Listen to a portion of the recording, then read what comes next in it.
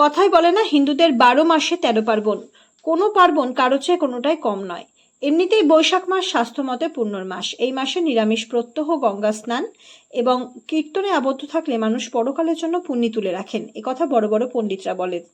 সেই রকমই বৈশাখ মাসব্যাপী সংকীর্তন হয় বিভিন্ন জায়গায় নিয়মিত। সেই রকমই গৌরহরি মঠে এক সংকীর্তন পালা হলো। সংকীর্তন পালার সঙ্গে মহাপ্রভুকে বিভিন্ন ভোগ নিবেদন করা হলো। এখানে তার প্রসাদ হিসেবে মালপোয়া থেকে শুরু করে আরও পদ ছিল প্রসাদ হিসেবে। পুরোহিত কি বললেন জেলা বার্তায় শুনে নেব।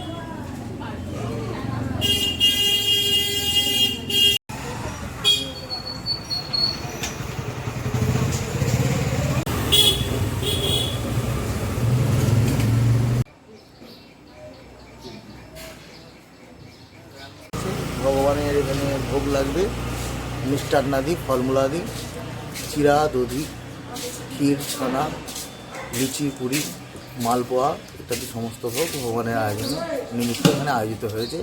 সেগুলোই ভগবানকে নিবেদন করা হবে। সারা বৈশাখ মাস যাবৎ হরিনাম সংকীর্তন হয়েছে। প্রতিদিন সন্ধ্যাবেলায় যে হরিনাম সংকীর্তন, সেই হরিনাম সংকীর্তনের সমাবর্তে আজ শ্রীমন মহাপ্রভুর ভোগ আরতি এবং কীর্তনের আয়োজন করা হয়েছে।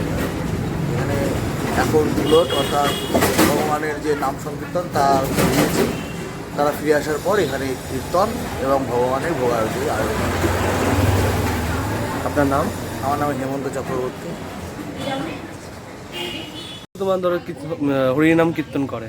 হ্যাঁ, বহু সংখ্যক মানুষ, এখানকার যত আঞ্চলিক মানুষেরা সকলে এখানে যোগদান করেন। এখন তারা গিয়েছেন, আসবেন, এখন আসার পর শুরু হয়।